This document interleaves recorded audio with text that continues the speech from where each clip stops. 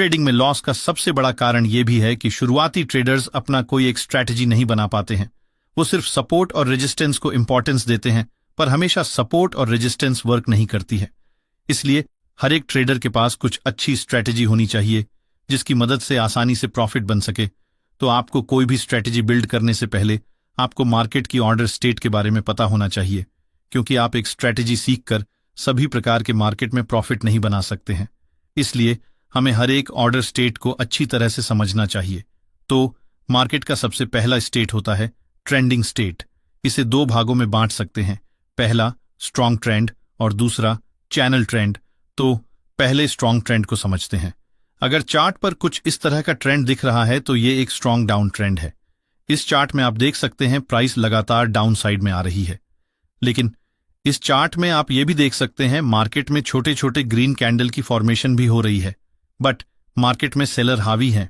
इसलिए मार्केट जब भी थोड़ी अपसाइड जाती है तब सेलर मार्केट में सेलिंग करते हैं और मार्केट को अपसाइड जाने से रोकते हैं, जिसके कारण इस चार्ट पर लोअर हाई और लोअर लो की फॉर्मेशन होती है और मार्केट लगातार डाउन साइड जाती रहती है। ऐसे में हम ट्रेंड को फॉलो कर सकते हैं और ट्रेंड के साथ अपनी एंट्री बना सकते हैं। अगर ऐसी सिचुएशन में हम चार्ट पर 20 मूविंग एवरेज इंडिकेटर का इस्तेमाल करते हैं तो ये हमारे लिए बहुत फायदेमंद साबित हो सकता है। आप इस चार्ट में देख सकते हैं प्राइस जब भी इस लेवल पर आती है तब डाउन साइड चली जाती है। ऐसे ही अप ट्रेंड में भी होता है। प्राइस अगर स्ट्रांग अप ट्रेंड में हो तो हमें ट्रेंड के साथ ही चलना चाहिए, और ये ट्रेडिंग का सबसे सिंपल फेज है। इसमें प्रॉफिट होने का चांस सबसे ज्यादा होता है। क्यों? क्योंकि हमें सिर्फ ट्रेंड को फॉलो करना होता है। अब हम दूसरे टाइप के ट्रेंड को समझते हैं जिसे हम चैनल ट्रेंड कहते हैं। जब डाउन ट्रेंड में प्राइस का रिट्रेसमेंट ज्यादा बड़ा हो जाता है तो हमारे चार्ट पर कुछ इस तरह के चैनल देखने को मिलते हैं। इस केस में हम ऊपर के सभी रिवर्सल पॉइंट्स को कनेक्ट करके अपर ट्रेंड लाइन ड्रॉ कर सकते हैं और निचले रिवर्सल पॉइंट्स को कनेक्ट करके लोअर ट्रेंड लाइन बना सकते हैं। इस तरह के चैनल में हमारे पास बाइंग और सेलिंग दोनों की अपॉर्चुनिटी होती है। हम चैनल के लोअर रिवर्सल पॉइंट पर बाय पोजीशन में एंट्री कर सकते हैं और चैनल के अपर रिवर्सल पॉइंट पर सेल पोजीशन में एंट्री कर सकते हैं। हालांकि हमारे पास बाय और सेल दोनों की अपॉर्चुनिटी होती है, लेकिन अगर ज्यादा कंसिस्टेंटली प्रॉफिट बनाना है तो हमें ट्रेंड के साथ ही चलना चाहिए। जैसे कि चार्ट में आप देख सकते हैं मार्केट डाउन ट्रेंड में है, तो हमें कोशिश करनी है कि मार्केट जब भी इस वाली लाइन के पास आए तो हम सेल की तरफ अपना पोजीशन बना सकते हैं। लेकिन अगर आप चैनल के सपोर्ट के पास बाय भी करना चाहते हैं तो आपको एक बुलिश कैंडल जैसे हैमर या बुलिश एंगल्फिंग जैसे कैंडल की फॉर्मेशन का इंतजार करना चाहिए। और जैसे ही ग्रीन कैंडल इस बुलिश कैंडल के ऊपर अपनी क्लोजिंग करती है तो आप ट्रेड में अपनी एंट्री बना सकते हैं। इसकी एक्यूरेसी बहुत हाई होती है। अगर आपने मेरे पिछले इस वीडियो को देखा होगा तो आप कॉन्सेप्ट को बहुत अच्छी तरह से समझ सकते हैं। मार्केट की दूसरी स्टेट है शिफ्ट फेज। तो आपको इस स्टेट को ध्यान से समझने की जरूरत है, क्योंकि इस स्टेट में ट्रेड करना सबसे कठिन होता है। तो शिफ्ट फेज का मतलब होता है जब मार्केट लगातार डाउन ट्रेंड में चल रहा हो और कुछ सपोर्ट एरिया को देखकर जब आप ट्रेड लेते हैं तो इसका बहुत ज्यादा चांस रहता है कि वहां पर आपका स्टॉप लॉस हिट हो जाए, क्योंकि आपको पता होगा कि मार्केट में बड़े बड़े ऑपरेटर होते हैं जो मार्केट को चलाने के लिए स्टॉप लॉस हंट करते हैं। इस स्टॉप लॉस हंटिंग का 70 से 80% चांस होता है कि यहां पर आपका स्टॉप लॉस हंट हो जाए, क्योंकि किसी भी दिशा में मूव करने से पहले बड़े ऑपरेटर छोटे रिटेल ट्रेडर्स का स्टॉप लॉस हंट करती है और उसके बाद ही मार्केट एक दिशा में मूव करती है। पर मैं आपको एक ऐसी स्ट्रैटेजी बताने वाला हूं जिसकी मदद से आप रिवर्सल ट्रेड आसानी से आइडेंटिफाई कर पाएंगे और ऐसे मार्केट में प्रॉफिट बना सकते हैं। जैसे देखिए चार्ट में, जैसे देखिए ये 5 मिनट टाइम फ्रेम की चार्ट है। इस चार्ट को देखने पर क्लियरली पता चल रहा है कि मार्केट में इस एरिया के पास एक इंपॉर्टेंट सपोर्ट एरिया है, बट इस एरिया में मार्केट बहुत देर से कंसोलिडेट भी कर रही है, जिसको देखते हुए बहुत सारे रिटेल ट्रेडर ने इस एरिया में अपसाइड में अपनी एंट्री बनाई होगी। बट आपको एक और बात पता होनी चाहिए कि मार्केट में बिग प्लेयर्स भी होते हैं जिन्हें ऑपरेटर्स कहा जाता है। इनके पास बहुत बड़ा फंड होता है जिनकी मदद से वे मार्केट को भी कंट्रोल कर सकते हैं। और इस चार्ट में आप यहां पर देख सकते हैं मार्केट में इस एरिया में लिक्विडिटी जनरेट हुई है, मतलब यहां पर रिटेल ट्रेडर्स बाय और सेल कर रहे हैं, पर सपोर्ट एरिया होने के कारण ज्यादातर ट्रेडर्स सिर्फ बाय कर रहे हैं और इस एरिया के पास स्टॉप लॉस रख रहे हैं। अब आप सोच रहे होंगे ये मुझे कैसे मालूम कि इस एरिया के पास ही स्टॉप लॉस है? तो देखिए ये एक कॉमन सी बात है जो हर ट्रेडर करता है। सपोर्ट एरिया के नीचे अपना स्टॉप लॉस लगाता है और देखिए क्या होता है, मार्केट इस सपोर्ट एरिया को ब्रेक कर देती है, जिसके कारण उन सब लोगों का स्टॉप लॉस हिट हो जाता है जिन्होंने बाय साइड में अपनी एंट्री बनाई होगी।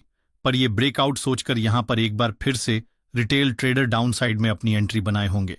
पर एक बार फिर से यहां पर उन लोगों का स्टॉप लॉस हिट करती है और अपने कंसोलिडेशन फेज को भी एक बुलिश कैंडल के साथ ब्रेक करती है और यहां से मार्केट लगातार अप साइड में चली जाती है। तो ऐसे मार्केट से हम ये सीख सकते हैं कि कभी भी कंसोलिडेशन फेज में ट्रेड में अपनी एंट्री नहीं बनानी चाहिए। जब मार्केट कंसोलिडेशन फेज को एक बुलिश कैंडल के साथ ब्रेक करती है और इसके ऊपर एक और ग्रीन कैंडल का फॉर्मेशन होता है, तब आप इसके ऊपर ट्रेड में एंट्री बना सकते हैं और स्टॉप लॉस इस एरिया के नीचे रख सकते हैं। या आपके साथ कभी ऐसा हुआ है तो कमेंट में जरूर बताएं। तो यहां पर हमने एक और बहुत इंपॉर्टेंट बात सीखी कि ट्रेडिंग में पेशेंस बनाना बहुत जरूरी है। दिन में भले ही 2 ट्रेड में एंट्री कीजिए जिसमें मार्केट आपके सेटअप पर हो। कई सारे ट्रेडर्स मार्केट शुरू होने के साथ ही ट्रेड करने लगते हैं और 7 से 8 ट्रेड कर लेते हैं और शुरुआत में जो प्रॉफिट उन्होंने बनाई होती है वो भी लॉस में कन्वर्ट कर लेते हैं। इसलिए मार्केट में हमें तब तक वेट करना चाहिए जब तक कि मार्केट हमारे सभी क्राइटेरिया को पूरा ना करे।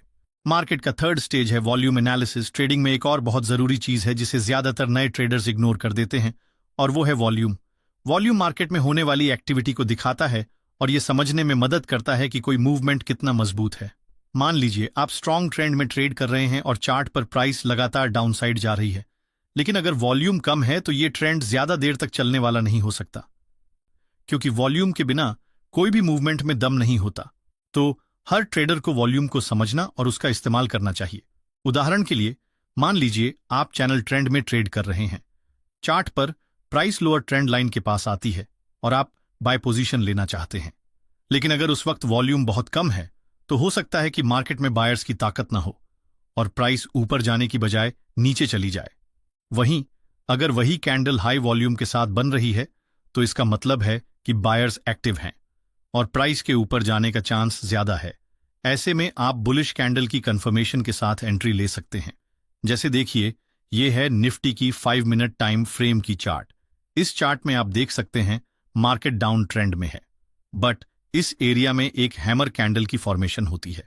और अगर हम वॉल्यूम की ओर देखें तो इस हैमर कैंडल में एक बिग वॉल्यूम बनी है जो बाकी सारे वॉल्यूम बार को कवर कर चुकी है। और देखिए, मार्केट लगातार अपसाइड चली जाती है।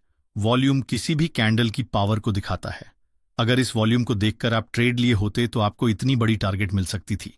इसी तरह ब्रेकआउट स्टेट में वॉल्यूम और भी जरूरी हो जाता है। अगर चार्ट पर ट्रेंड लाइन का ब्रेकआउट हो रहा है लेकिन वॉल्यूम औसत से कम है तो ये फॉल्स ब्रेकआउट हो सकता है। लेकिन अगर ब्रेकआउट के साथ वॉल्यूम में अचानक बढ़ोतरी दिख रही है तो ये कंफर्म करता है कि मार्केट में मोमेंटम है और प्राइस एक दिशा में तेजी से मूव कर सकती है। तो वॉल्यूम को अपने चार्ट पर ऐड करें और हर एंट्री से पहले इसे चेक करें। यह आपको गलत ट्रेड से बचाने में बहुत मदद करेगा। तो अगर आपको इस वीडियो से कुछ सीखने को मिला तो इस वीडियो को एक लाइक जरूर कर दीजिए और अधिक नॉलेज के लिए आप हमारे अन्य वीडियोस भी देख सकते हैं और इस वीडियो को अपने सभी ट्रेडर दोस्तों के साथ भी शेयर करें। धन्यवाद।